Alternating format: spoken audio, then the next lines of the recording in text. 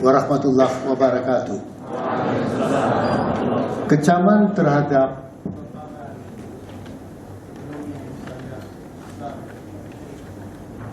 syariah Islam adalah terlalu menekankan aspek industri keuangan, perbankan, kredit tanpa bunga dan sebagainya, sehingga kita lupa pada framework, kerangka mengapa dan apa sasaran ekonomi syariah ini. Kemudian bagaimana peranan pendidikan di dalam mengembangkan ekonomi syariah ini. Ini menjadi fokus dari uraian saya. Pertama,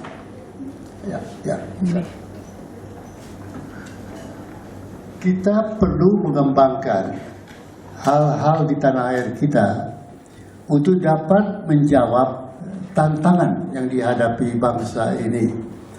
Saudara adalah generasi muda, sehingga masalah yang dihadapi bukan masalah hari ini, tapi masalah depan pada saat saudara memegang peranan menjadi pemimpin di dalam pemerintahan, bisnis, dan sebagainya. Maka apa 3 tantangan utama dari Indonesia sekarang ini? Pertama adalah kita berada pada kelompok negara berpendapatan menengah ke tinggi, middle income. Dan negara yang berada pada middle income country terancam masuk ke dalam perangkap. Dia tidak bisa naik ke ekonomi berpendapatan tinggi. Kita sudah puluhan tahun menjadi masuk ke dalam negara berpendapatan menengah.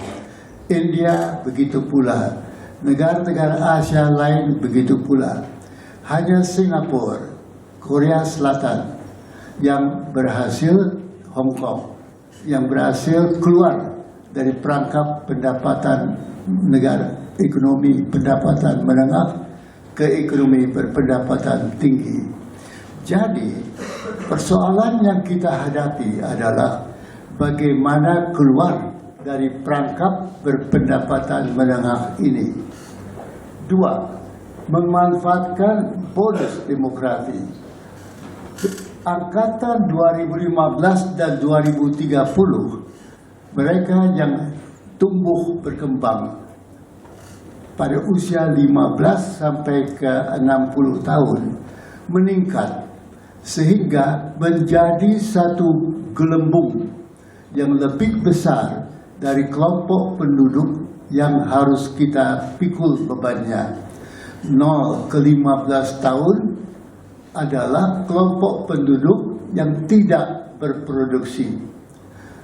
65 tahun ke atas tidak berproduksi. Jadi 2 yang tidak, di bawah 15, di atas 65, merupakan beban, memakan lebih banyak dari menghasilkan. Tetapi antara 15 dan 60 ini terdapat kelompok penduduk yang menghasilkan lebih banyak dari yang mereka konsum. Karena itu ada disebut bonus demografi periode ini. Setelah ini maka bonus itu hilang. Maka masa depan ekonomi Indonesia sangat bergantung pada kualitas dari bonus demografi ini. Saudara termasuk dalam kelompok generasi 2015-2030. Kelompok ini, kelompok saudara, kelompok angkatan ini menentukan apakah kita bisa keluar dari middle income trap, apakah bisa mencapai tingkat kesejahteraan, atau bagaimana Indonesia ini yang dampaknya nanti adalah pada 2045, 100 tahun Republik Indonesia ini. Apa wajah RI 2045 nanti ditentukan oleh generasi ini. Bagaimana kata kunci di dalam pembangunan value added. nilai tambah. Resource seperti kelapa sawit, seperti batu bara adalah non-renewable. Sekali dipakai, habis, hilang dia. Karena itu, cara berpikir membangun bukan menghilangkan, memusnahkan, memanfaatkan non-renewable resource, tetapi menaikkan nilai tambahnya. Jangan berhenti membuat minyak palm oil, tapi bagaimana palm oil bisa menjadi bernilai lebih, menjadi kosmetika, menjadi obat, farmasi, dan sebagainya. Nah, bagaimana begitu pula produk-produk lain? Kayu, tidak hanya kayu, pohon dari kayu itu, tetapi bagaimana mikroorganisme yang ada pada pohon bisa menjadi sumber farmasi yang mempunyai nilai tambah tinggi. Jadi kuncinya adalah menaikkan nilai tambah, dan inti kenaikan nilai tambah adalah ilmu, sains. Petani menaikkan produksi dengan otot. Kemudian buruh dia memakai tenaga tangan. Tetapi masa depan, kata kunci pembangunan bukan lagi otot, bukan lagi tenaga, tetapi brain power. Jadi brain power itu menghasilkan ekonomi kreatif, menghasilkan ekonomi yang canggih, menjadi penting. Dan brain power apa? Sains, teknologi, engineering, matematika, dan ilmu sosial budaya. Untuk apa? Untuk suatu pembangunan yang lain dari pembangunan sekarang ini, yaitu pembangunan berkelanjutan, sustainable development, bukan conventional development, bukan ekonomi yang tertuju pada kenaikan GDP saja, produk domestik bruto, tetapi kenaikan berkelanjutan pada dimensi manusia, sosial, dan lingkungan, dengan kata kunci pada equity tanpa kemiskinan. Tidak boleh ada Indonesia 2045 dengan kemiskinan. Tidak boleh Indonesia 2045 dengan ketimpangan. Jadi kita membangun negara ini, membangun ekonomi dengan suatu sikap anti kemiskinan, anti ketimpangan, dan kita dorong proses pembangunan ini ke jurusan yang lebih adil. Berikut, apa artinya kalau kita mau mencapai itu? Kalau kita pakai rumus yang sederhana, double income dalam 7 tahun, maka jika kita sekarang pada 4.000, doubling 4.000 ke 8.000 adalah tahun 2023.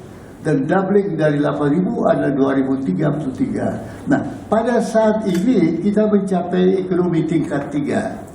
Jadi, sebelum 2045, kita bisa mencapai ekonomi tingkat tinggi, high income country. Dan 2033, kalau 70% rate of growth, tetapi baiklah kita bermain tidak rata-rata 7%, ada ke 5, ke 6 dan sebagainya. Karena itu spilling jarak antara 2033 dan 2045 membawa peluang bahwa 7% bisa ke 5-6%. Tetapi tingkat ini harus dicapai pada 2045 itu, sehingga kita keluar dari perangkap keterbelakangan. Jadi membangun Indonesia ada goal, ada tujuan. Gambaran 2045 high growth, ekonomi yang sudah mapan, sudah keluar dari perangkap pendapatan menengah, dan income yang tinggi, dan equity tanpa kemiskinan. Berikut. Ya. Nah, apa artinya pendapatan tinggi ini? 12.500 adalah batas antara pendapatan menengah ke pendapatan tinggi. Nah, ini harus dicapai pada kurun waktu ini. Berarti 11-12 tahun nanti kita harus mencapai hal ini. Jadi masa kerja periode mencapai tingkat ini adalah 10 12-13 tahun akan datang. Dan itu adalah saudara yang menghadapinya. Saudara generasi muda berusia yang sekarang pada tahap belajar, yang nanti masuk ke dalam masyarakat. Maka di tangan saudara, bisa tidak kita keluar dari middle income trap itu? Berikut. Dan ini bisa jika transformasi ekonomi konvensional ke ekonomi berkelanjutan. Jadi berubah dari ekonomi orientasi produk domestik bruto saja ke ekonomi berkelanjutan dengan 3 dimensi: ekonomi, sosial, dan lingkungan. 2. Untuk itu perlu sumber daya manusia bersains, teknologi, engineering, dan matematik. Tetapi ketiga adalah daya dukung lingkungan yang utuh. Sumber daya alamnya utuh. Gambaran pembangunan kita hingga sekarang menunjukkan Jawa memang terbangun, tapi dampak pembangunan Jawa melebihi biokapasitas daya dukungnya. Sehingga begitu ada hujan, begitu ada banjir, begitu ada kemarau, begitu ada kekeringan, fluktuasi itu sangat tinggi karena daya dukung alam sudah rusak. Di Sumatera, Riau, Jambi, dan Sumatera Selatan mengalami hal yang sama. Pembangunan berjalan melebihi daya dukung lingkungan, carrying capacity. Begitu pula Sulawesi Utara menunjukkan pola pembangunan melebihi daya dukung alam. Jadi, kalau kita membangun 2045 seperti sekarang ini, di mana daya dukung tidak diindahkan, maka Indonesia 2045 membangun dengan merusak daya dukung lingkungan, sehingga generasi ke depan tidak memiliki sumber daya alam yang utuh. Maka sasaran adalah daya dukung lingkungan ini harus tetap utuh. Untuk itu perlu ada tata kelola manajemen pembangunan yang baik. Untuk alam ada tata ruang di mana lokasi aktivitas pembangunan sesuai dengan daya dukung alam. Ada pengembangan sosial di mana tingkat kualitas masyarakat manusia baik di desa maupun di kota ditingkatkan, dia punya daya penalarannya, daya otaknya, agar kemudian memungkinkan pengelolaan pembangunan yang efisien. Dan kedua adalah penguatan moral bangsa. Nah, di sini keluar ekonomi Islam. Jadi setelah itu kita tancapkan secara taktis, ekonomi harus efisien, daya dukung segala macam. Pada dasarnya yang menggerakkan pembangunan itu adalah etika moral. Bagaimana moral bangsa ini? Apakah membenarkan jika ada ketimpangan yang sangat timpang? Apakah membenarkan kemiskinan yang berbeda dengan yang paling kaya, top di atas para miliarder yang berlimpah? Bagaimana moralitas yang dipakai di dalam pola pembangunan ini? Berikut. Karena itu peranan pendidikan yang STEM itu intinya adalah bermoral. Di sana peranan ekonomi Islam, peranan agama. Dinding pemisah kelompok negara berpendapatan menengah dan tinggi didobrak dengan pendidikan STEM. Tapi pendidikan STEM bukan teknik, sains, engineering semata-mata untuk STEM, tetapi yang bermoral. Jadi mengendalikan teknologi engineering ini adalah the moral values. Berikut.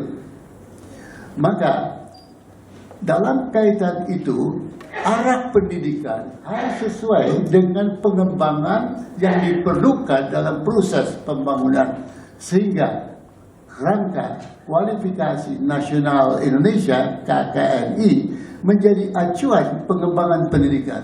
Jadi jangan mengembangkan pendidikan tanpa ada kualifikasi nasional ini. Berikut.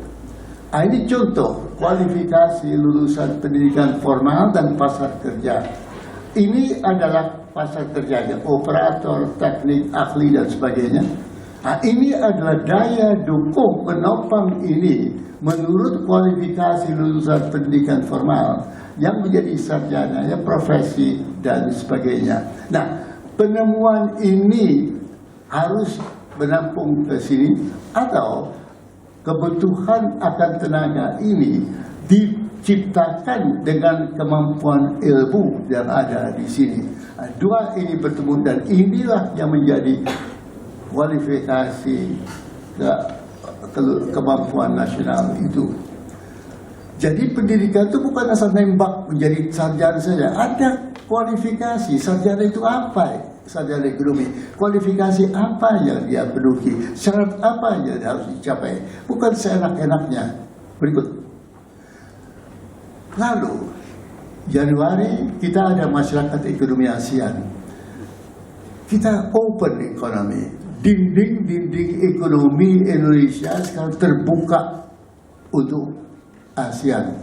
Maka cara berpikir ini bukan lagi ekonomi Indonesia sentris, tapi ASEAN.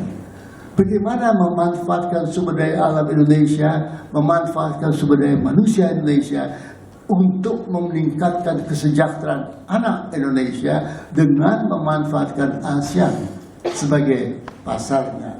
Jadi karena itu kunci mengatasi hal ini, mengatasi persaingan ini adalah kualitas sumber daya manusia.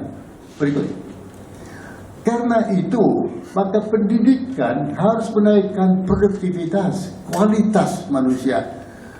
Kunci pembangunan ini, saudara sekalian, adalah ada manusia.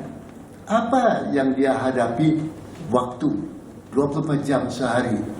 Maka inti pokok adalah bagaimana kemampuan manusia itu bisa menghasilkan banyak dalam 24 jam sehari itu. Jika bangsa Indonesia dalam 24 jam bisa menghasilkan, si manusia itu bisa menghasilkan lebih dari bangsa Malaysia, maka produktivitas total Indonesia lebih tinggi. Fakta sekarang adalah total faktor produktivitas kita, cara kita memanfaat waktu 24 jam, kita sangat rendah menghasilkan output. Jadi kelemahan Indonesia ini adalah produktivitas totalnya kalah dengan Malaysia, Singapura dan lain-lain.